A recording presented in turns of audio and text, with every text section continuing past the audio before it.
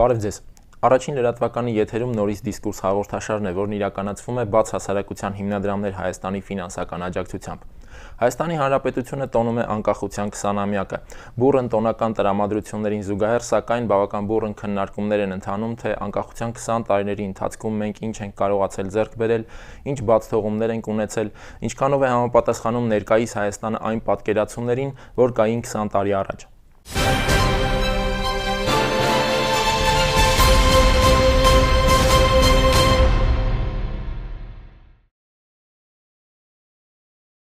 Անկախությունը երազանք է, մենք դարերով, հնարավոր է եւ հազարամյակներով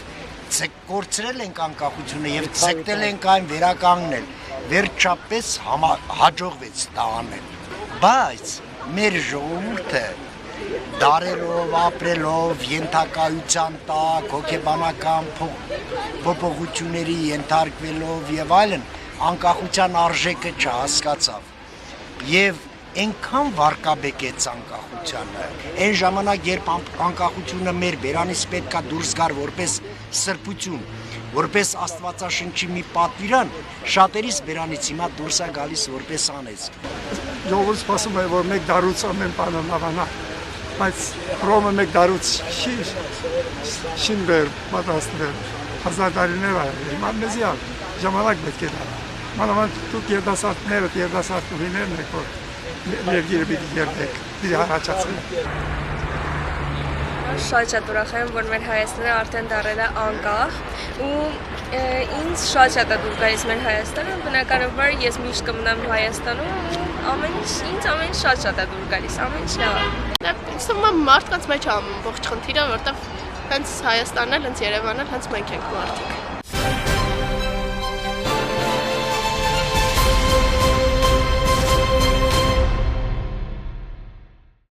Այդ մասին խոսելու համար մենք այսօր ստուդիա ենք հրավիրել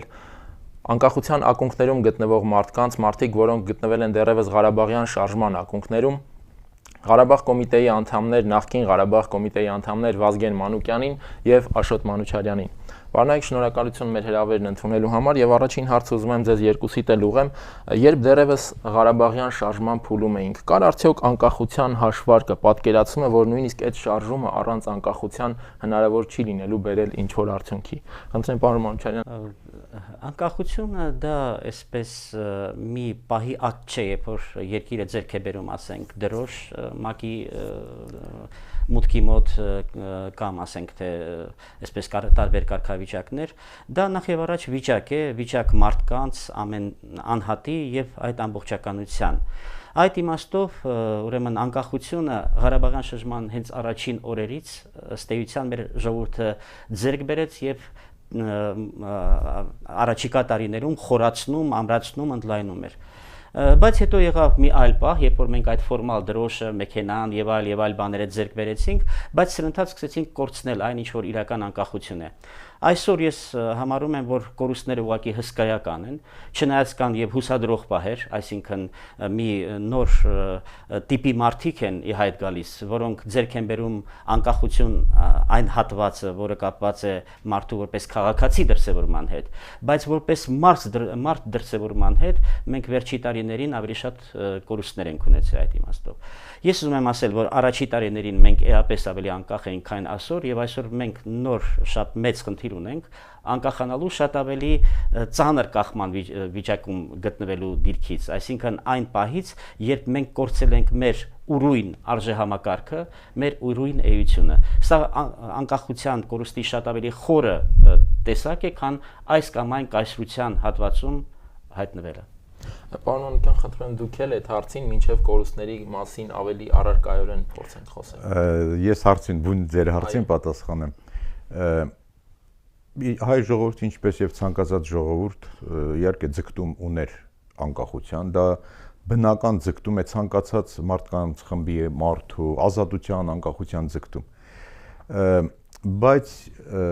60-ական, 70-ական, 80-ական թվականներին փաստորեն հասարակության մի զգալի մասը գտնում էր, որ անկախությունը Հայաստանում անհնարին է, որովհետև 15 թվի ցեղասպանությունից հետո առաջացել էր այն միտքը, որ թուրքերը մեզ համարում են այն թշնամին ու այնպիսի վայրենի ազգ է, որ հենց մենք անկախ լինենք, մեզ հում կուտեն։ Դրա համար անկախության ձգտման վրա սառը ջուրեր լցվում այդ տեսակետից։ Հասարակության մի մասը, ես հասարակություն ասելով կատի ունեմ մտավորականություն բան, մեծ մասը դրանց, մի մասը մտածում էր, որ վերջով ցեղասպանությունից հետո միակ բանը դա հողեր վերցնելն է, մեր նպատակ պիտի ունենանք, մեզ կոտորելով հողերը վերցնել, պիտի հետ վերցնել։ Հայերը կարող են անկախ պետություն ունենալով վերցնել, թե ոչ, չեն կարող։ Միակ հույսը այն է, որ Խորհրդային Միությունը վերցնի այդ հողերը եւ վերադարձնի Հայաստանին, ինչպես դա սպասվում էր, որ երկրորդ համաշխարհային պատերազմից հետո Ստալինի քաղաքականությունը դրան կարող է բերել։ Եվ շատ քիչերը կային, որ եւ երազում էին եւ գործում էին անկախության համար։ Նրանք առաջացան հիմնականում ապրիլի 24-ից հետո 65 թվի։ Մի մասը ձևավորվեց գաղտնի կազմակերպություններ, մի մասը որպես տարբեր ակումբներ, մարդիկ կային բանդերում նստեցին, մարդիկ կային դուրսը։ Երբ որ շարժումը սկսվեց, արդեն overkill բանդերում նստած էին, Գորբաչովը նրանց բոլորին բաց էր թողել։ Շարժումը որ սկսվեց, այդ տղաները, որ բանդից վերադարձել էին եւ անկախական էին, ես անկախական էի, բանդում նստած չէի, բայց մենք իրար հետ հանդիպում խոսում էինք, իրանց ձգտում էր շարժումը ի սկզբանե դարձնել անկախության։ Ես գտնում էի, որ հիշում եք սկզբում ժողովուրդը ինչ էր գոռում, պարտիա, Լենին, Գորբաչով, ինչ որ տենց բաներով։ Եվ ժողովուրդը հույս ուներ, որ այդ ճանապարհով Ղարաբաղը կտան։ Ես իրանց ասում էի, որ անկախության դրոշը աստիճանների մի հատ մեծ բան է բարձրանալու։ Դուք վերևը կանգնեք այդ անկախության բանը, բայց ժողովուրդը պետքա քայլ առ քայլ գա այդ անկախությանը, որովհետև եթե մենք թռիչքով հիմա միայն անկախության շարժում սկսենք, ապա Ղարաբաղի հարցը չլուծվի, ժողովրդի մոտ տպավորություն կստեղծվի, որ ինչ որ միջանկյալ աստիճանի վրա կարելի է այդ հարցը լուծել։ Եվ իսկապես ժողովուրդը եւ շարժումը, Ղարաբաղ կոմիտեն, շարժումը, ժողովուրդը քայլ առ քայլ բարձրանում էին մի աստիճանով, ամեն անգամ հույս ունենալով, որ այս ձևի կլինի լուծել Ղարաբաղի հարցը։ Չէր լինում մի աստիճան վերև, մինչև հասավ մի պահ, որ ժողովուրդը բնական ձևով հասկացավ, որ անկախության ճանապարհն է բերելու Ղարաբաղի հարցի լուծման։ Եվ այդ տեսակետից ձգտումը անկախության ի տարբերություն 18 թվի ձևավորված էր արդեն միջև Խորհրդային Միության փլուզում, արդեն Հայաստանը այդ բան ուներ։ Աշոտը անդրադարձավ այն հարցին համապատասխանում է այս մեր երազանքներին թե չէ, գիտեք ինչ, այն ժամանակ մեր երազանքները շատ ավելի պայծառ էին, բնական էր։ Որոշ բաներ չեղան, որ օբյեկտիվա պետք չլինեին, որոշ բաներ չեղան, որովհետև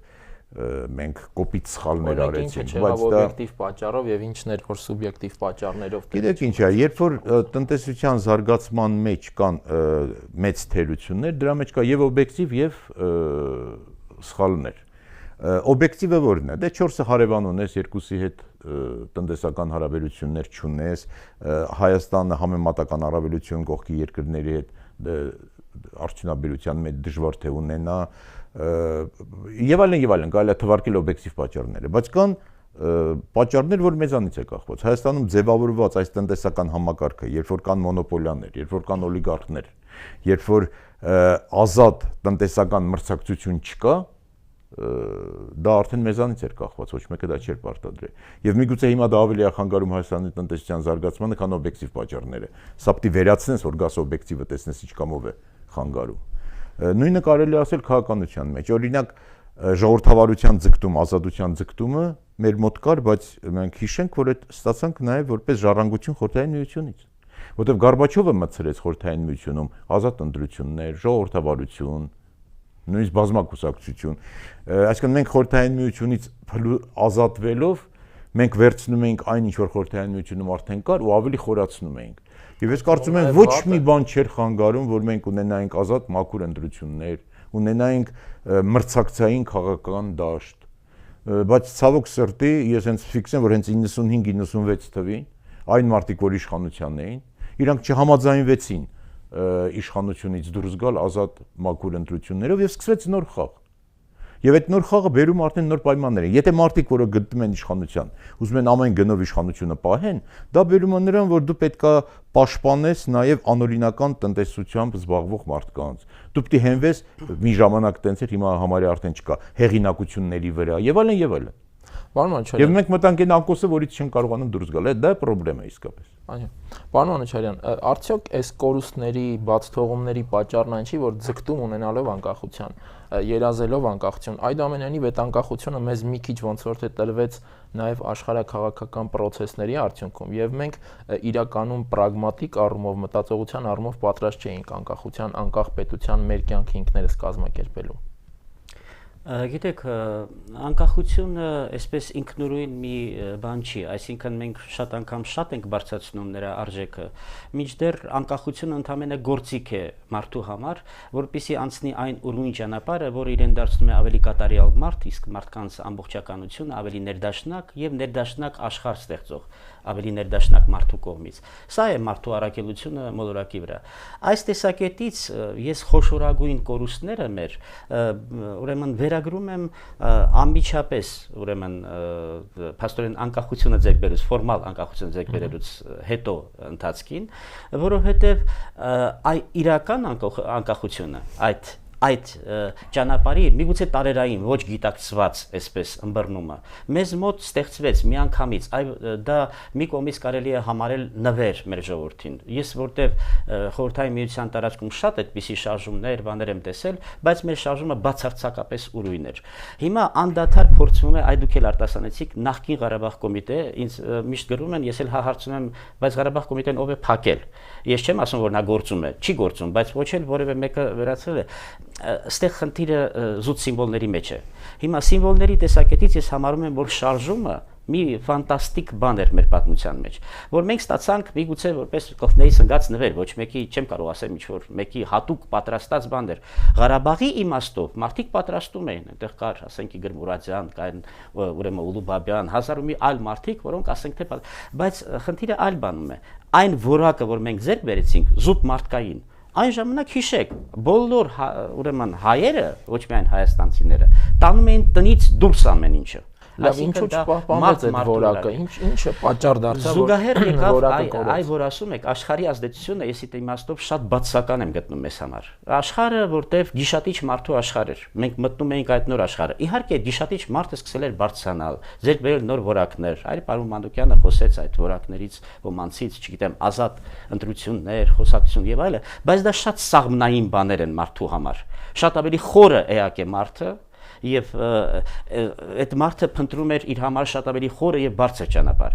Նրանք գիշատիչ մարդու համակարգից անցնում էին դեպի մարդու համակարգ։ Մենք միանգամից հայտնվեցինք այդ երկար, միգուցե դարեր, հազարամյակներ փնտրած մեր այդ կերպարը մարդու։ Ուրեմն մեկ էլ միանգամից ձեռք բերեցինք։ Այդտեղ ֆանտաստիկ հարաբերություններ էր միջմարտկային եւ մարդու որակներն էին ֆանտաստիկ։ Շնորհիվ այդ որակների մենք հաղթեցինք այդ սարսափելի պատերազմում, հաղթեցինք այդ աղետի հետո երկրաշարժի նկատի ունեմ սարսափելի փախստականները, աշխարհը փչացրեց մեր որակները։ Աշխարհը մեզ թելադրում էր մի բան, որը մենք մակերեսային դիտելով դիտեցինք քայլ առաջ։ Մինչդեռ շատ ավելի խորքային ընկալումը հենց մենք կրում էինք մեր մեջ, եւ դա գիտակցելու եւ դարձնելու ուղի փոխարեն մենք վեցրեցինք ավտոմատ այդ բաները, դրա նաև կատարումը սարսափելի վատ էր, որտեղ միշտ կրկնօրինակությունը վատ է։ Եթե մենք փորձենք անել այն ինչ որ անում են վրացիները, անելու ենք իապես ավելի վատ, քան իրենք, եւ եթե իրենք փորձեն անել ինչպես մենք ենք անում, կլինի շատ ավելի վատ։ Ուրույն ճանապարհ ունեն վրացիները, ուրույն ճանապարհ ունենք մենք, եւ այդ երկուսից ճանապարհներն են արժեք են, ինչպես մենք ինքներս մեզ համար, այնպես էլ հարևան ժողովուրդների համար։ Պարոն Մանուկյան, դուք խոսեցիք, որ մենք ժողովրդավարության այդ նոր ժամանակների ձգտումները ինչ որ առումով ժառանգեցինք նաև խորհրդային միության այդ վերջին տարիներից։ Տարեց տարի, բայց չնկատվեց արդյոք Հայաստանում վերադարձ դեպի խորհրդային այդ ավելի վատ ավանդույթները կամ վատ համակարգերը, եւ մենք աստիճանաբար փոխանակ խորացնելու այդ ժողովրդավարական նոր մտածողության մոտեցումները խորացրինք խորհրդառուսական արժեհամակարգը եւ այսօր մենք գտնվում ենք այդ ընթացքի մեջ։ Նախորդ հացից որ սկսեմ, արդեն ստացվում է շատ հարց, բայց առաջինը կարճ, մենք ստացանք նվեր, թե մենք վաստակեցինք այդ անկախությունը։ Աշխարհում ոչ մի պետություն միայն իր պայքարով անկախություն չի ստանում, եթե իր պայքարը համահունչ չի աշխարհում տեղի ունեցող process-ների հետ։ Անկախությունը պահանջում է երկու բան։ Պիտի լինեն process-ներ, որոնք նպաստում են այդ պայքարը սկսելու, եւ պետք է իսկապես ձգտում պայքարողներ, որոնք այդ բանը իրականացնեն։ Բնական է, որ այն ինչ որ սկսվեց Խորհրդային Միությունում մեզանից կախված չէր։ Ամբողջ սոցիալիստական ճամբարը եւ Խորհրդային Միությունը կանգնած էին ճգնաժամի շեմին։ Տնտեսությունը արդեն չէր գործում համեմատած արևմուտքի տնտեսությանն հետ եւ մարդկանց մոտ մեծ ձգտում կար այնտեղի ապրանքներ ունենալ։ Տնտեսությունը հիմնված էր ռազմական արդյունաբերություն ստեղծելու։ Նավթի գները միջազգային շուկայում կտրուկ ընկել էին, մի բարելը 12-15 դոլար էր։ Սովետական Միությունը չէր կարող գնել եւ նոր տեխնոլոգիաներ էին ինֆորմացիոն։ Արբանյակով բանով արդեն վիդեոներով բաներով արդեն նոր կյանք էր սկսվում։ Եվ ոչ միայն Խորհրդային Միությունը, եւ Չինաստանը եւ մյուսները գնացին ռեֆորմների։ Այդ ռեֆորմները իրենց մեջ պարունակում էին ազատ տնտեսություն։ Ազատ տնտեսությունը ընկալվում էր, որ պահանջում է նաեւ ազատ մարդու գաղափար։ Չինաստանում, երբ որ ուսանողությունը փորձ արեց այդ ազատ մարդու գաղափարը առաջ տանել, հրապարակում տանկերով իրանց ճզմեցին։ Եվ Չինաստանը ստացավ ազատ տնտեսություն, բայց ոչ ազատ քաղաքականություն եւ գնաց իր ուրույն ճանապարհով։ Խորհրդային Միությունում նույնը կարող լիներ, երբ որ զորքը մտավ Ղարաբաղյան սկզբնական այն ժամանակաշրջանում Հայաստան։ Եթե ինքը ճզմեր այդ շարժումը, բռներ գնդակարեր Ղարաբաղ կոմիտե տանկերով բան, միգուցե Խորհրդային Միությունում ազատ տնտեսության գաղափարը գնար առաջ, բայց ազատության գաղափարը մահանար։ Բայց Խորհրդային Միությունը այդպես չարեց Գորբաչովը։ Եվ դա օրինակ ծառայեց Խորհրդային Միության մյուս ժողովուրդների համար, այսինքն այդ փոքր դեպքը, որ մտան մեծ ցույցերը չճնշեցին, դա միանգամից մեր բալտյան ժողովուրդներին Ուկրաինային բանի ոտի բարձրացրեց, որ Խորհրդային Միությունում արդեն կարելի է գնալ այդ ճանապարհով։ Այդ տեսակետից վճռական էր դերը հայերի, եւ պատական չի վերջերս կարդում եմ մի հատ ռուսական չեմ ան ինչ մեկը այնտեղ ասում էր, որ իհարկե բոլոր հանրապետությունները բացի Հայաստանից նվեր ստացան անկախությունը, Հայաստանը վաստակեց։ Այդ վաստակելով այդ անկախությունը մենք ոնց որ թե հիմա էլի վերադառնում ենք այն երմանկետ, որտեղից այդ համաձայն չեմ։ Օրինակ Աշոտ Մանուչարյան, որ ասում է աշխարհի բանը մտավ մեր մեջ գազանությունը եւ մենք դրա համար գազան դարձանք, ես կարծում եմ նույն սխալը կատարում էին կոմունիստները, որ իրենք ասում էին մարդիկ շատ ավելի կոմունիստների երազանքը մարդկանց նկատմամբ շատ վեհ եւ գեղեցիկ երազանք էր, բայց վերջիվերջով փլուզվեց, որտեվ իրանք հաշվի չառան, որ մարդը դա մի քիչ ուրիշ էակ է։ Սպասել, որ մարդիկ երկար ժամանակ անձնազո միայն մի ինչ որ գործով կզբաղվեն, ոչ մի կրոնի, ոչ մի շարժման, ոչ մի ժողովրդի դա չի հաջողվել։ Բնական ձևով մեծ հիասթափություն ապրեցինք, որ պարզվեց բոլորս միասին, բայց ինչ որ մարդիկ փող են ուզում աշխատեն, ինչ որ մարդիկ ուզում են իշխանությունը պահեն, ինչ որ մարդիկ ազնիվ են, ինչ որ մարդիկ անազնիվ են։ Վատ է դա, բայց կյանքն է այդպիսին։ Ես չեմ կարծում, որ մենք դա արևմուտքից ստացանք։ Ինչ վերաբերում է ժողովրդավարությանը, այնուամենայնիվ ես տեսնում եմ եւ դրական էլեմենտներ եւ բացական էլեմենտներ։ Դրականը նաեւ միտում դեպի խորհրդային արժե համակարգ, ավելի շատ դրա մասին։ Ասենք, երբ որ մենք տնտեսությունը, մեր երկրի ռազմավարական ամբողջ այդ կարողությունները գրեթե առանց հասարակական լուրջ դիմադրության հանձնում ենք Ռուսաստանին։ Երբ որ մենք արդեն գնում ենք օտարալեզու դպրոցներ բացելու ճանապարհով, արդյոք դա վերադարձ չի դեպի հետ դեպի այդ ռուսականը։ Չէ, որ խորհրդային ասելով հիմնականում մենք իհարկե ռուսականն ենք հասկանում։ Չէ, եթե դուք ասեք, որ Հայաստանի արտաքին քաղաքականության եւ տնտեսական քաղաքականությամբ շեշտադրումը Ռուսաստանի վրա ավելի մեծ է, քան պետք կլներ անկախ Հայաստանի, դա լրիվ իշխոսակցություն է։ Բայց եթե մենք ասում ենք ինքը հասարակությունը դառնում է սովետական, համաձայն չեմ։ Այնքան վատը չի, ինչքան սովետական, ու այնքան լավն էլ չի, ինչքան սովետական։ Սովետականի լավն էլ ենք կորցրել, վատն էլ ենք ինչ որ իմաստով կորցրել, նոր գույներ ենք ձեռք բերում։ Ես նորից ասում եմ, ազատության գաղափարի մեջ դա հենված է երեքացություն է, ազատ տնտեսություն, ազատ քաղաքականություն եւ ազգային արժեքներ։ Մեր ազգային արժեքների մեջ բոլոր են բարոյական արժեքները, որոնք որ Աշոտ Մանուչարյանը նշում է, նրանք կան այս կամ այն ձևով։ Բայց մենք ինչ տեսանք։ Մարդիկ գալիս են իշխանության դրոշը ձեռքը վերցնելով ազատության գաղափարը ոտնահարելով փող են աշխատում։ Մյուս մարդիկ գալիս են ձեռքում բռնած ազգայինի գաղափարը, ազգայինի դրոշը ձեռքում պահած փող են աշխատում։ Եվ մարդկանց մոտ վարկաբեկվում է եւ ազգայինի գաղափարը եւ ազատության գաղափարը։ Մենք հիմա ապրում ենք մի հասարակությունում, որտեղ մարդկանց 99%-ը ժողովրդի հիասթափված է ցանկացած գաղափարից։ Որտեղ նկատել է, որ ցանկացած գաղափար մարդկանց խումբը օգտագործում է գալ իշխանության եւ անել այն, ինչ որ անում էին նաեւ նախորդները։ Պարոն Անուչարյան, Այդ գաղափարական վակուումը լցնելու տարբերակը որն է մեզանում անկախության գոնե այս փուլում, որովհետև դուք էլ նշեցիք արժե համակարգի բացակայությունը եւ մեր ըստ էության մեր հայկական համակարգի բացակայությունը դրա լցնելու տարբերակը։ Ես ասեմ միանգամից Աշոտին ասեմ, վակուումի հարց չկա գաղափարական։ Գաղափարական շատ գաղափարներ կան սեղանի վրա։ Շատ գաղափարներ հնուց են գալիս, գաղափարներ կան նոր են հնարվում, գաղափարներ կան աշխարհից են գալիս։ Ուրիշ բան որ այդ գաղափարները դեր չեն կատարում մեր առօրյա կյանքում, դեր չեն կատարում մեր քաղաքական դաշտում, դեր չեն կատարում այսպես կոչված քաղաքական էլիտայում։ Դա է խնդրեմը։ Ոչ թե որ մենք չունենք գաղափարներ։ Ինչ ունենք դա գաղափարներն են։ Ունենք ու չեն աշխատում ըստ էության չեղածի հաշիվը։ Խնդրեմ պարոն Հոչյան։ Ուրեմն սեմեն պահից որ խորհրդային միության հետ կապված ասեցիք, խորհրդային միությունը շատ անգամ ընկալվում է որպես կոմկուս։ Կոմկուսը ամենաայլասերված միավորն էր խորհրդային միության փլուզման պահին եւ խորհրդային միությունը փլուզել է ուրեմն գիշատիչ կոմկուսը, այսինքն ապարատը դարձել էր գիշատիչ արդեն։ Իհարկե, շատ ավելի համեստ մակարդակով քան այսօրվա մեր ձեռքբերումներն են այդ բանով, իսկ խորհրդային միությունը դա կոմկուսը չի։ Հակառակը խորհրդային միությունը դա ըստ էության կոմկուսի սխալների դեմ խոսող Վլադիմիր Վիսոցկիներ, Շուկշիններ, Հրանտ Մաթևոսյաններ, խորհրդային միությունը դա էր։ Եվ այդ մարդկանց ամբողջականությունն է ձևավորել այն մարդկանց եւ այն մարդը, որը հետո Ղարաբաղյան պատերազմում էլ հաղթեց, գաղափարի մարդ էլ դարձավ եւ այլը եւ այլը, որտեղ այդ մարդիկ լրիվ ուրիշ երազանքներ ունեին։ Այսօրվա մարդը սարսափելի անկում է այդ մարդու համեմատությամբ։ Իսկ ինչ վերաբերում է արժեքներին եւ գաղափարներին, տարերական բաներ։ Առաջինը, պնդում ենք, որ քրիստոնյա ենք։ Ավելի շուտ ուխտը կանցնի ասեղի անցքով, կամ հարուստը Աստծո արքայությունը։ Այս պնդում է Քրիստոսը, հարուստներով ողողենք մեր երկիրը, թույլ չտանք ոչ մի աղքատ լինի, պնդում է իշխող կուսակցությունը։ Դեկլարացիա է ներկայացնում եկամուտների մասին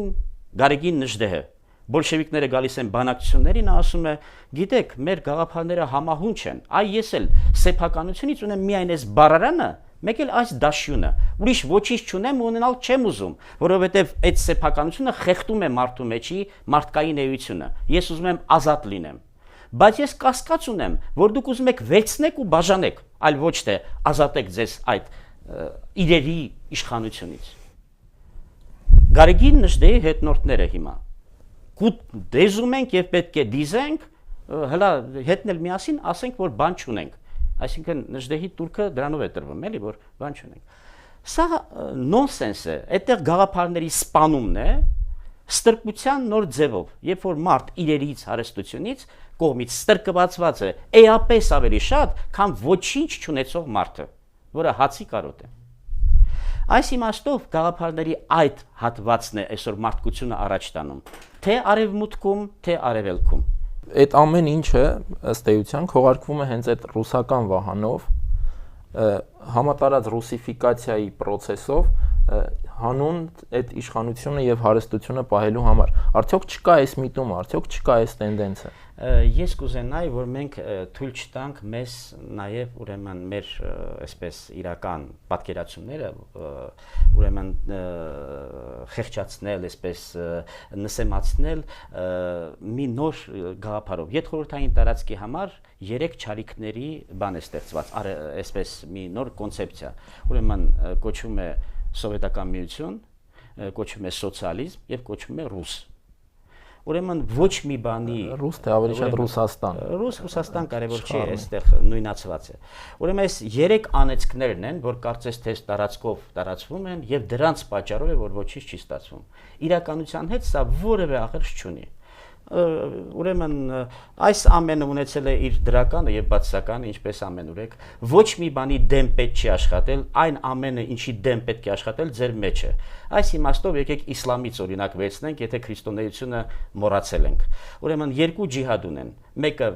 փոքր ջիհադ, մեկը մեծ։ Փոքրը նա է, երբ որ բոլոր թշնամիների թուրը հանում ջարդում փշրում ես, սաղ վերցնում քեզ եւ հաղթում բոլոր հնարավոր պատերազմներում։ Մեծ ջիհադը, երբ որ ներքին քո ստորությունները դրա դեմ պատերազմի ես դուրս գալիս եւ հաղթում ես ինքդ քո ստորություններին։ Եկեք այդ մեծ ջիհադի բանը չվերածենք մի դատարկ փոքր ինչ որ բաների, արտաքին անհեթեթ ճշնամիներ ստեղծենք ու դրա հետ սկսենք պայքարել։ Գալուս Սահակյանը երևի դա նկատի ուներ, երբ որ ասում էր, որ մենք կգնանք իսլամական աշխարհ, եթե Եվրոպան չընթառաջի մեր իշխանական ցանկությունները։ Չեմ կարծում, որ մահմեդական աշխարհը ավելի բարոյական է, քան թե քրիստոնյա աշխարհը, անկեղծ ասած արևմուտքը։ Մենք հիմա երկու հարց իրար վրա խառնեցինք։ Առաջի հարցը, որ շարժում եկավ իշխանության։ Եվ ստեղ արդեն կախված էր մարդկանցից։ Նենց չի, որ վերևի մարդիկ մի բան ուզեն, ներքևին հնարավոր չլինի ներքևին։ Միշտ էլ հնարավոր է այն ճանապարհով գնալ, որպեսզի օրինակ ծառայել, այն ճանապարհով գնալ, որպեսզի պետությունը կամաց, որտեղ բոլոր մարդկանց մեջ ներսում եւ լավը կա եւ վատը կա։ Ես շատ վատ մարդու խոսքեր կարող եմ ասել, որը երևի չարժեր մեջ բերել, հենց Հիտլերի խոսքերը, որ ինքը ասում այն առաջի համաշխարհային պատերազմում ասում ես, որ մասնակցում էի, ասում ես զգացի, որ 5%-ը սրիկա ու տականքեն միջև վերջ, 5%-ը անձնազոհ են, 90%-ը հարմարվում է, ու եթե այս 5%-ն է վերևում այսպիսին են դառնում, այն 5%-ն է այսպիսին են դառնում։ Այսինքն Հայաստան, երբ որ անկախություն ստացավ, երբ որ էլիտա սկսեց ձևավորվել, ոչ մի բան չէր խանգարում, որ իրանք այն ճանապարհով տանային, որ մենք հիմա լինեինք շատ ավելի բարի, շատ ավելի օրինական, ազատ պետություն, բայց չեղավ դա։ Ու ստեղ ինչի օբյեկտիվ պատճառներ ուզում ես ասես, ես մեղադրում եմ, շարժում ինքը, ես շարժման մեջ եմ, որ պատասխանատվություն եմ կրում։ Բոլորս պատասխանատվություն կրում ենք, բայց մեղավորություն որոշակի մարդիկ են կրում։ Բայց ստեղ Աշոտը Մանուկյանն մի հատ ուրիշ հարցեր է բարձրացնում, դա արդեն լրիվ ուրիշ հարց է։ Ինքը արևմուտքը այս վերջի մի 2-300 տարվա ընթացքում արևմուտքի մոդելը հաղթած է աշխարհում, այսինքն մյուս երկրները ինչքան էլ փորձում են ինքնուրույն ճանապարհով գնալ, սենց թենենց շեղվում են արևմուտքի ճանապարհով, արդյունավետ արևմուտքի ճանապարհն է։ Այդ արևմուտքի ճանապարհի մեջ էլ բարի եւ հրճակված եղբայրություն, ազատություն, այդ քրիստոնեություն բանի հետ միասին բավականին դաժան դեմք ունի։ Կարելի է փոխել այդ արևմտյան մոդելը, որ ավելի լավ մոդել։ Համենայն դեպս այդ երրորդ ճանապարհը շատ երկրներ փորձում են գնալ։ Օրինակ Խոմեյնին երբ որ բանում հաղթեցին Պարսկաստանում, հայտարարեց, որ իրանք կգնան երրորդ ճանապարհով։ Դա ոչ կլինի կոմունիզմը, ոչ էլ կլինի կապիտալիզմը, այլ կլինի երրորդ ճանապարհ։ Բայց առայժմ երրորդ ճանապարհը չի երևում։ Մենք կարող ենք դրա մասին խոսել, բայց այդպիսի էքսպերիմենտ Հայաստանում դնել երևի ճիշտ չի։ Հələ որ մենք ուրիշների լավ ճանապարհի լավ մասերը վերցնենք մեր ինքնուրույն ազգային արժեքները մտցնելով, դա լրիվ ուրիշ խոսակցություն է։ Ես համաձայն եմ, որ շատ կարևոր խոսակցություն, բայց ուրիշ խոսակցություն։ Դա դեռ Մարքսը սկսեց այդ խոսակցությունը։ Մարքսի ասածների մեջ այդ էլեմենտները կային, որ այսպիսի տնտեսությունը, երբ որ դու վարկ ես վերցնում, կրեդիտ ես տալիս մեկին, որպեսզի նա ապրանք առնի, այսինքն անընդհատ սպառման վրա կառուցված տնտեսությունը ուշ թե շուտ քանդվելու եւ թերի է, ճիշտ է, բայց լուծումը դեռ չկա։ Անկախության 20-ամյակին արդեն 2 տասնամյակ անց ի վերջո մենք որ ճանապարհի վրա ենք կանգնած։ Ներկայումս շատ է նշվում, որ Հայաստանը գտնվում է իսկապես պատմական ժամանակաշրջանում եւ գրեթե իրավիճակը ներկայացվում է այսպես կամ-կամի տարբերակով։ Համաձայն եք արդյոք, որ իսկապես Հայաստանը անկախության 2-րդ տասնամյակի այս վերջին արդեն կամ-կամի տարբերակի առաջ է կանգնած եւ որ ճանապարհով պետք է։ Այսինքն կամ մենք շարունակում ենք մի քիչ էլ այսպես եւ ընդհանրապես անդառնալի ինչ որ խրվում ենք մի ճահճի մեջ, որից հնարավոր չէ դուրս գալ, կամ ի վերջո պետք է հենց այժմ բեկումնային փոփոխությունները կատարել, թեկուզ նաեւ ցավոտ հենց նույն իշխող էլիտայի համար, որպեսզի երկիրը իսկապես հեռանկար եւ ապագա ունենա։ Այստեղ շատ կարևոր հարց բացացեցիք։ Ամենաֆունդամենտալ հարցը ճանապարհի հարցն է։ Այստեղ ոչ թե կամ-կամի խնդիր չկա, մենք ճանապարհ չունենք։ Մենք հիմա գլորվում ենք ինչ-որ քամիների ազդեցության ներքո, որոնք մեզ տանում են ամենախոր անդունդը։ Ճանապարհի պատկերացումը, ուղղույթ պատկերացումը, դա կարևորագույն մարդկային խնդիր է։ Եվ եթե դա լինի, արդեն մենք կկորցնենք այդ սուր տարբերությունները իշխողի եւ ուրեմն ոչ իշխողի, հարուստի եւ ոչ հարուստի։ Առաջի հերթին հասկանանք, ուր ենք ուզում գնանք, ինչ ենք ուզում ստեղծենք։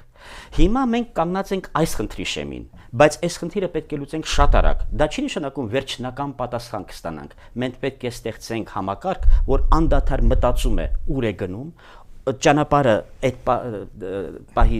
ուրեմն դնում է եւ սկսում ենք շարժումը, միևնույն ժամանակ անդադար կորեկցիա, անդադար հարստացնելով մեր պատկերացումները եւ այլը, որտեղ մարդկային զարգացումը անվերջ է, բայց այդ համակարգի բացակայությունն է այսօր ամենասպանիչը մեզ համար։ Այն ինչ որ մենք չկարողացանք ստեղծել Ղարաբաղյան շարժման ժամանակ, որտեղ գիտակցման դեռ այդ աստիճանի չէինք հասել։ Մեզ տրվում էր այդ տարերային վիճակը, որ տրված է բացարձակ ջերմության, եղբայրության, ներդաշնակության, դա հավերժ մեզ տրված է, դա այդպես չէր։ Մարդը գիտակից է եկել, մենք պետք է հասկանանք այդ ամենը, վերացենք աշխատող համակարգի եւ կյանքի եւ այդ կյանքով էլ ապրենք։ Դա մենք ամենակարևոր բանը որ ունենք, մենք գիտենք, որ դա հնարավոր է։ Մեզ որ անընդհատ ուրեմն մոռացնել են տալիս նաեւ ինքներս էլ արդեն այնքան ենք տարվե այդ նոր հովերով 88-ը մեզ ուզում են մոռացնել տալ, որ այդ ներդաշնակ վիճակը հնարավոր է մարդու համար։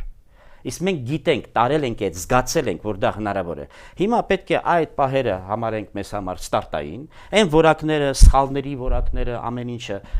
դնենք հիմա համադրենք եւ հստակ գնանք առաջ։ Եվ այս խնդիրը պետք է լուծենք, այս որոշման խնդիրը շատ կարճ ժամանակում, ամիսների ընթացքում։ Ինչու՞, որտեղ մոլորակը կանգնած է եւ մենք էլ նրա հետ միասին։ Այնպիսի մարտահրավերների առաջ, որ ինչ որ մինչեւ այսօր վերապրել ենք, դա ընդհանրապես ծաղիկներն են։ Այդ բերքը որտեղ եք տեսնում այդ խնդրի լուծման ռեսուրսը։ Ուրեմն մենք հիմա ինքնուրույն մտածող մարդկանց մի մեծ բանակ ենք դաստիարակել, այդ թվում նաև այս ամբողջ տարիների պայքարի ընթացքում։ Այդ մարդիկ շատ կարևոր է որ մտածող են, նաև իրենք զգում են իրենց պատասխանատու։ Երիտասարդության մեջ ես մի կողմից այս երկու շատ կարևոր ուրեմն որակները զգում եմ, բայց մի որակ բացակայում է։ Ամբողջական պատասխանատվության ուրեմն վեցնելու որակը բացակայում է։ Այսինքն ամեն մեկը պատրաստ է մի բանի համար պայքարել, անգամ բանտում հայտնվել, ուրեմն կռվի մեջ մտնել, ինչ ասես, զոհվել եւ այլ, բայց ամբողջական պատասխանատվությունը երկրի համար իմս չէ։ Այ ես թեղուտով եմ զբաղվում, մյուս ընտրություններով, երրորդը ոստիկանության սխալ գործողություններ։ Հիմա խնդիրը մեկն է։ Այդ ամեն մեկը ամբողջականի պատասխանատվությունը զգալով պետք է մտնի այդ քննարկումների, այդ ուղին որոշելու եւ իրականացնելու մեջ։ Շնորհակալություն, պարոն Մանուկյան, խնդրեի դուք էլ այդ հարցը։ Գիտեք, վերցնենք քրիստոնեությունը, որ օրինակը վերվեց։ Քրիստոնեությունը իր համակարգը, արժեքային համակարգը, բարոյականության համակարգը շատ լավն էր։ Եվ եկեղեցին փաստորեն փորձում էր քարոզելով դարձնել այդպիսին մարդկանց։ Ես կարծում եմ, որ այդտեղ ինքը բավականին մեծ պարտություն կրեց։ Եվ ինքն էլ դարձավ այդպիսին, եւ այն պահը, երբ որ եկեղեցին, կաթոլիկ եկեղեցին սկսեց ինդուլգենցիաները վաճառել, որ դու սպանության ինդուլգենցիա, դու կարաս մեղք գործես, բայց փող ես վճարում եւ թուղթ ես ստանում, որ քեզ ներվում է դա, որը բերեց նոր կրոնական ներքին խռովություններ, ռեֆորմացիայի շարժմանը բանը։ Վերջ-վերջով Եվրոպան փորձեց այն բարոյական նորմերը, որոնք քարոզվում են քրիստոնեության մեջ, դարձնել օրենքներ եւ անշեղորեն այդ օրենքները կատարել։ Եվ դրա համար հիմա եվրոպական երկրներում իրանց քրիստոնյա լինելը լավ չի զգացվում, որտեղ հավատացյալ չեն բուրըն, այնպես ինչպես մահմեդականները։ Բայց եթե ուշադիր նայեք, շատ ու շատ սկզբունքներ, պատվիրաններ քրիստոնեության մտել են որպես օրենք եւ օրենքները կատարվում են։ Հիմա իսկապես մտածող մարդիկ Հայաստանում կան։ Իսկապես Հայաստանը իր համար ուրույն ճանապարհը դեռ չի որոշել։ Բայց ես մտածում եմ, լավ, ենթադրենք 100,000 մարդ էլ ուրույն 10,000, 100,000 չեմ ամ, ինչ որ ուրույն ճանապարհ քարոզեցիր ընդունեցին։ Դա բավական է թե ոչ։ Մի անգամ ես այդպես վեճ ունեցել եմ քաղաքական բան։ Այնուամենայնիվ նայեք, մենք բոլորս բարի նպատակով չէ եկանք իշխանության, Ղարաբաղ կոմիտե շարժում։ Լավ արդյունքների չհասանք։ Պարզվեց այդ նույն մարդիկ կարող են նաև ուրիշ բան անել։ Հիմա եթե մենք ասենք թե այդպիսի մի հատ շարժում եղավ եւ այդ շարժումը նույնիսկ եկավ իշխանության, ինչով են իրանք ավելի լավ լինելու, քան Ղարաբաղ կոմիտեն։ Նույն կներեք, նույնն է լինելու։ Այսինքն ես կարծում եմ, որ մենք ինչ որ բան ունենք արևմուտքից սովորելու ինչը։ Նախ առաջ պիտի մեխանիզմ ստեղծես, որով որ գալիս է իշխանության, չկարողանա չարաշահել իշխանությունը։ Ովքեր պիտի ստեղծեն։ Պետք է ստեղծեն այդ մարդիկ։ Այսինքն այնպես չի որ քարոզչության պակաս կա, որ իշխանավորները պիտի պատժվեն, եթե իրանք չարաշահում են իշխանությունը։ Մենք այդ համակարգը հիմա պիտի կառուցենք։ Այդ համակարգը եթե կառուցված չի, ապա հայ ժողովրդի ապագայի ճանապարհի փնտրտուքները լավ է որ գնան, բայց արդյունքի չեն բերի։ Համաձայն եք, որ Հայաստանը շրջադարձային իրավիճակում է հայտնվել եւ իսկապես խնդիրը կամ այս կողմ կամ այն կողմ, եթե այսպես ժողովրդական մենք ավելի շատ ժամանակ կունենայինք, եթե արդեն վերջնականորեն լուծած լինեինք բանի հարցը, Ղարաբաղի հարցը։ Դուք կարծում եք դա է Հայաստանի այսպես զարգացման ճանապարհի քարը, հա։ Չէ, քարը չէ։ Ուղղակի այդ հարցը անընդհատ ստիպում է մտածել այն ուղղությամբ։ Մի կողմից դա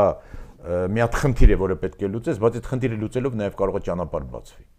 Չի կարող ժողովուրդը խնդիր չունենա եւ ճանապարհ բացի։ Ցավոք մեր ժամանակը սպառում է, հնարավոր չէ անկախության 20 տարիները տեղավորել 30 րոպեում։ Կարծում եմ դեռ քննարկումներ շատ երկար կլինեն եւ ավելի երկար կտևեն, քան տոնակատարությունները։ Բարեկամներ, շարունակեք դուք հետևել դիսկուրսի թողարկումներին, մենք կփորձենք հասարակական թեժ թեմաները պահել մեր ուշադրության կենտրոնում։ Շնորհակալություն։